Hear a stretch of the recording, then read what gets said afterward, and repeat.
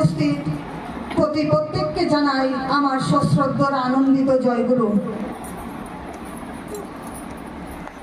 আজ আমরা শ্রাবণ পরিক্রমা ঠাকুরকে কেন্দ্র করে সব মায়েরা সমবেত হয়েছে রাখিদির বাড়িতে।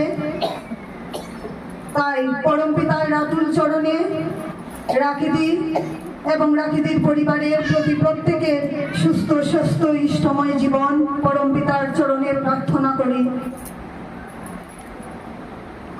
এখানে উপস্থিত প্রত্যেকের সুস্থ সুস্থ ইষ্টময় জীবন পরম পিতার রাতুল চরণে প্রার্থনা করি।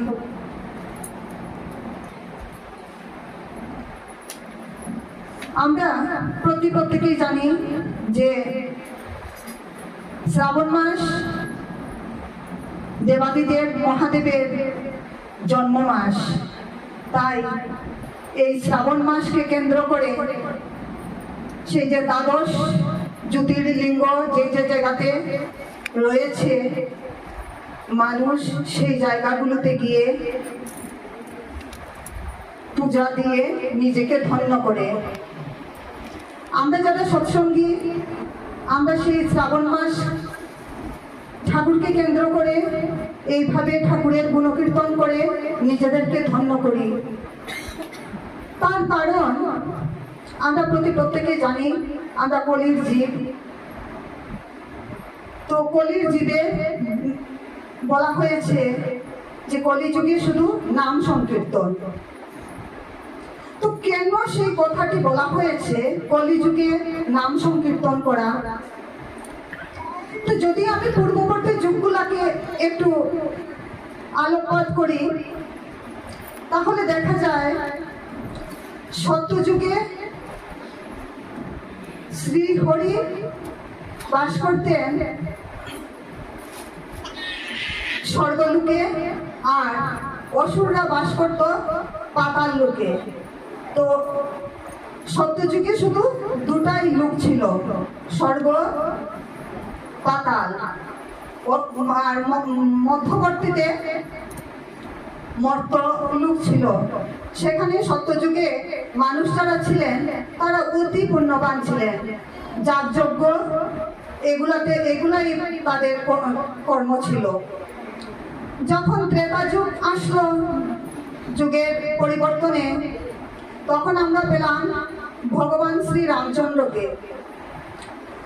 তো শ্রী রামচন্দ্রের যুগে কি হলো, সেখানে আর স্বর্গমর্ত পাতাল বলে কিছুই থাকলো না।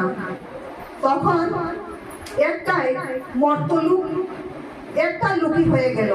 সেখানে ভগবানও বাস করলেন, আবার দানবও বাস করলো। যেমন এদিকে ভগবান রামচন্দ্র আর ওইদিকে রাবণ। তো রাবণ আর রামচন্দ্রকে আমরা কোথায় দেখি? একই লোকে দেখতে পাই।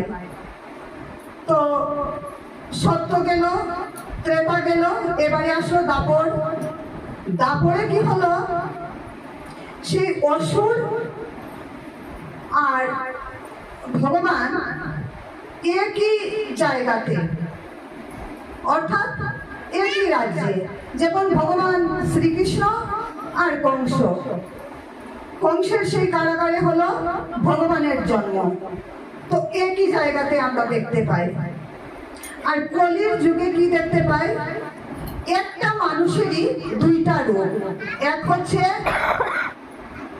ঈশ্বর রূপ আর একটা হচ্ছে দানবের রূপ। তো আমরা যখন রেগে যাই তখন আমাদের রূপের মধ্যে সেই দানব রূপটা প্রকাশ পায়। আর যখন আমরা শান্ত থাকি, ধ্যান পূজা অর্চনা এগুলো নিয়ে ব্যস্ত থাকি, তখন আমাদের মধ্যে ঈশ্বরের রূপটা প্রকাশ পায়। তাই কলির 5000 বৎসর যাওয়ার পর আরো অনেক অবতাররা এসেছেন। ঠাকুর আসলেন, তাদের পরে এসে ঠাকুর কি দেখলেন? ঠাকুর অনুকূলচন্দ্র যখন আসলেন, ঠাকুর অনুকূলচন্দ্র কিন্তু নারায়ণের 50তম প্রজন্ম। আমি কোথায় পেলাম? সেটা পেয়েছি পণ্ডিত রায়ন চক্রবর্তীর স্বস্তি সেনা নামে একটা পেজ রয়েছে ফেসবুকে, আপনারা ফলো করে দেখবেন। দেখবেন স্বস্তি সেনা, সেখানে পণ্ডিত রায়ন চক্রবর্তী নারায়ণ থেকে কি করে ঠাকুর অনুকূল চন্দ্র হলেন প্রত্যেকটা প্রজন্মের নাম দেওয়া আছে, প্রত্যেকের পিতার নাম এবং পুত্রের নাম দেওয়া আছে। আপনারা দয়া করে একটু দেখবেন। তো ঠাকুর আসলেন, আমরা এখানে যারা ঠাকুরের চরণাশ্রিত আমরা সবাই জানি ঠাকুর চিকিৎসা শাস্ত্র নিয়ে পড়াশোনা করেছেন। কিন্তু যখন ঠাকুর চিকিৎসা শাস্ত্র নিয়ে পড়াশোনা করার পর মানুষকে চিকিৎসা করতে শুরু করলেন, তখন ঠাকুর দেখতে পেলেন যে মানুষের ঔষধের থেকে তার মানসিক মনের রোগের চিকিৎসার প্রয়োজন। তাই ঠাকুর কি করলেন, চিকিৎসা শাস্ত্রের ভার আরেকজন গুরু ভাইয়ের হাতে সমর্পণ করে ঠাকুর কীর্তনকে চিকিৎসার প্রধান হাতিয়ার হিসাবে বেছে নিলেন এবং দিনরাত কীর্তন করে, সেই নাম সংকীর্তন করে মানুষের মনের কলুষতাকে দূর করতে থাকলেন। ঠাকুর যখন জন্মগ্রহণ করলেন, ঠাকুর যখন বড় হলেন, তখন কি হলো, তখন মানুষের মধ্যে এত অবিচার বেবিচার ছিল, মানুষ কি করত, পেটের দায়ে চুরি ডাকাতি এসব করত। তারপর যদি কোনো বাড়িতে সুন্দর মহিলা থাকতো, তাকে চুরি করে নিয়ে গিয়ে দুষ্টরা সম্ভোগ করত। তো ঠাকুর এইভাবে অনেকের সঙ্গ দিয়ে তাদেরকে পুনরায় ভালো পথে ফিরিয়ে এনেছেন। কিন্তু ঠাকুর দেখলেন একজন দুজন করে তো হবে না, এইভাবে কি করতে হবে, এই যে পুরো একটা প্রজন্মকে ঠিক করতে লাগবে। পুরো প্রজন্মকে ঠিক করতে গেলে কি করতে হয়, তখন ঠাকুর আমাদেরকে বিভিন্ন রকমের ঠাকুরের ভাব সমাধি হতো। আমি সংক্ষেপে এখানে বলছি কারণ সময় সংকীর্ণ। তো ঠাকুরের ভাব সমাধি হতো, ঠাকুরের ভাব সমাধির মধ্যে ঠাকুর আমাদেরকে অনেক বাণী দিয়েছেন। তো সেই বাণীগুলোর মধ্যে একটা বাণী হলো, নারী নষ্টে পুরুষ নষ্টে যায় না রে জাত, নারী নষ্টে জাত কুপকার। অর্থাৎ দেখেন, আমরা এখানে নারীরা সমবেত হয়েছি, মাতৃ সম্মেলন মানে কি, মায়েরা সমবেত হয়েছি বলে, মায়েরা সমবেত হয়ে এই যে সৎসঙ্গ করছি, ঠাকুরের গুণকীর্তন করছি, মায়েরা করছি বলে এটাকে মাতৃ সম্মেলন নাম দেওয়া হয়েছে। তো ঠাকুর সেই সময় ঠাকুরের পর্দা থেকে যে মায়েরা জল নিতে আসতো বিকেলবেলা, রান্না বাড়া খাওয়া সংসারের কাজকর্ম সেরে, সেই একটু সময়ের মধ্যে ঠাকুর মায়েদেরকে নিয়ে ইষ্ট আলাপ করতেন, কিভাবে মায়েদেরকে সঠিক পথে আনা যায়। তো এই চেষ্টাই ঠাকুর নিরন্তর করে গেছেন। তো আজকে আমরা সেই প্রচেষ্টার ধারাবাহিকতাই বহন করে নিয়ে চলছি। এই শ্রাবণ পরিক্রমা সারা মাস আমরা ঠাকুরের নাম সংকীর্তন করি এবং বাকি দিনগুলোতে আমরা সাপ্তাহিকভাবে মাতৃ সম্মেলন করে থাকি, সৎসঙ্গ হয়। প্রত্যেক জায়গাতেই এইভাবে নানান রকমের যে যার গুরুর নিয়ম পালন করে, তারপর নাম মহাযজ্ঞ হয়, হরে কৃষ্ণ হরে নাম মহাযজ্ঞ হয়। কিন্তু এই যে হরে কৃষ্ণ হরে নাম মহাযজ্ঞ 16 প্রহর, 8 প্রহর, 36 প্রহর, 24 প্রহর এইভাবে হয়। তারপর যখন সেই যজ্ঞ শেষ হয়ে গেল, তো আবার মানুষের মনের মধ্যে সেই দানব প্রবৃত্তিটা জেগে ওঠে। তো এই দানব প্রবৃত্তিকে দমিয়ে রাখার একটাই উপায়, কি উপায়, সদ্গুরুর চরণাশ্রিত হওয়া। ঠাকুর বলেছেন, সৎ দীক্ষা তুই এক্ষুনি নে, ইষ্টেতে রাখ সম্প্রীতি, মরণ তারণ এনাম জপে, কাটে ওকাল জম্ভীতি। ঠাকুর বললেন যে আমরা যখনই সৎ গুরুর কথা শুনবো, তখনই যেন আমরা ছুটে গিয়ে সদ্গুরুর চরণাশ্রিত হই, সৎ দীক্ষা নেই। তাহলে কি হবে, এই যে সৎ দীক্ষা নেওয়ার পর আমরা যে গুরুর যে বীজ নামটা আমাদের ঋত্বিক দেবতার মাধ্যমে আমাদের শ্রবণ হবে, সেই নাম যেন আমরা অহরহ জপতে থাকি, তাহলেই আমাদের নাম মহাযজ্ঞ হবে। কারণ 8 প্রহর, 16 প্রহর, 24 প্রহর, এই প্রহরগুলা আমরা নিজেরা করি না, নিজেরা নিজেদের কাজে ব্যস্ত থাকি। কীর্তনী দাদারা সেই নাম যজ্ঞ করেন।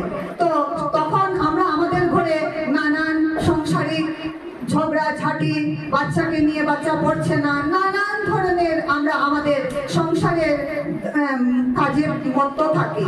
তো নামটা কানে আসে ঠিকই, কিন্তু ঠিক মতো আমাদের মনের অন্তরের অন্তঃস্থলে প্রবেশ করতে পারে না। কিন্তু আমরা যদি সৎ দীক্ষা নিয়ে অনবরত আমরা সেই বীজ নাম জপতে থাকি, তাহলে কি হবে? ঠাকুর বলেছেন, সৎ দীক্ষা তুই এক্ষুনি নে, ইষ্টেতে রাখ সম্প্রীতি। অর্থাৎ দীক্ষা নিয়ে আমার যিনি ইষ্ট, আমার যিনি আরাধ্য, আমি যেন তার সঙ্গে সম্প্রীতি রাখি, আমি যেন সব সময় তাকে নিয়ে ব্যস্ত থাকি। সম্প্রীতি রাখা মানে কি? তাকে নিয়ে ব্যস্ত থাকা, তাকে নিয়ে মেতে থাকা। আর ইষ্টেতে রাখ সম্প্রীতি, মরণ কারণ এ নাম জপে। অর্থাৎ এই যে সৎ নাম, সেটা কি নাম? মরণ কারণ নাম। এই নামে কি আমার অকাল মৃত্যু আসবে না, আমার ভিতর থেকে জন্মিতি আসলে সেটা চলে যাবে। মরতে তো আমাকে হবে, জন্মিলে মরিতে হবে, অমরকে কোথা হবে। আমার যখন জন্ম হয়েছে, মৃত্যু আমার আসবে, কিন্তু সেই মৃত্যুটা যেন আমার বীরের মতো আসে।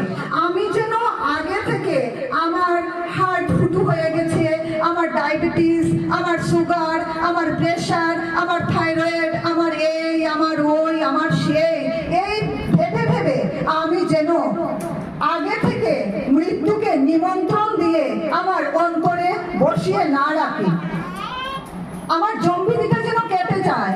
ঠাকুর, তোমাকে ধরেছি, একদিন তো আমার মৃত্যু হবে, তা অনিবার্য, কারণ সূর্য উঠলে অস্ত যায়। তো আমার জন্ম হয়েছে, মৃত্যুও হবে। তো আমার যখন মৃত্যু হবে, আমি যেন তোমাকে স্মরণ করে ঠাকুর আমি এই পৃথিবী থেকে যেতে পারি। এই আমার যখন শেষ নিঃশ্বাস আসবে, আমি যেন তোমাকে স্মরণ করতে পারি। আমরা প্রত্যেকে যেন এই ভাবটা নিয়ে থাকি। আর এই ভাব আমাদের কাছে তখনই আসবে যখন আমরা সদ্গুরুর শরণাপন্ন হয়ে সব সময় ইষ্টের সঙ্গে সম্প্রীতি রেখে চলবো। আর না হলে কি, আমার থাইরয়েড, আমার সুগার, আমার প্রেশার, আমার প্রণতিদি যিনি এই আমাদের মাতৃ সম্মেলন পরিচালনা করছেন, আমি প্রণতিদিকে দেখে মুগ্ধ হচ্ছি। কারণ প্রণতিদির এই যে প্রতিদিনের এই দৌড়ঝাঁপ করতে গিয়ে কোমর ব্যথায় প্রণতিদি এত উতলা হয়েছিলেন। কিন্তু কোথায়? প্রণতিদি তো একদিনের জন্য ঘরে বসেননি, একটা দিনের জন্যও বসেননি। প্রণতিদি প্রতিদিনের মতো আসছেন, আমাদেরকে সম্পূর্ণ উৎসাহ জুগিয়ে যাচ্ছেন এবং পুরো দমের মাতৃ সম্মেলন পরিচালনা করছেন। মাতৃ সম্মেলন শেষ হওয়ার পরে যা যা করণীয় কর্তব্য শেষ করে প্রণতিদি বাড়ি যাচ্ছেন। তো এই যে আমাদের মাতৃ সম্মেলনে আসার অর্থটা কি? আমরা একজনকে দেখে আমরা উদ্বুদ্ধ হব যে সৎসঙ্গে একজন দিদি যদি এইভাবে চলতে পারে, তাহলে আমরা কেন পারবো না? আর এই কেন পারবো নাটা মনের মধ্যে সেই সাহসটা আনার জন্য আমাদেরকে কি করতে হবে? যত শীঘ্র সম্ভব আমাদেরকে ইষ্টের সঙ্গে যুক্ত হতে হবে। কারণ আমি যে বললাম, ঠাকুর মানুষের মনের রোগের চিকিৎসা করতে চেয়েছেন। তো এই যে আমি কেন পারবো না, সেই কেন পারবো নাটা কি? আমার মনের রোগের চিকিৎসা। আমি ঘুম থেকে উঠে থাইরয়েডের গুলি খেলাম, তো থাইরয়েডের গুলি খেলাম, আর আমি সারাদিন ভাবছি আমার থাইরয়েড, আমার প্রেশার, আমার সুগার। তাহলে কি হবে? আমার শরীর থেকে যত রকমের হরমোন নিঃসরণ হবে, সব কিন্তু টক্সিন হয়ে বিষ নিঃসরণ হবে। আমার শরীর থেকে কোনো রকমের হ্যাপিনেস থাইরয়েড নিঃসরণ হবে না। হ্যাপিনেস থাইরয়েডের মধ্যে একটা প্রধান থাইরয়েড হচ্ছে ডোপামিন। যখন নেশাখোররা নেশা খায়, তখন কি হয়? একটু খেলো, আরেকটু খেলো, তারপর তার শরীর থেকে অজ্ঞাত সাথে ডোপামিন নিঃসরণ হতে শুরু হচ্ছে। তারপর সে কি করে? সেই নেশার মধ্যে ধীরে ধীরে করে ডুবে যায়। যারা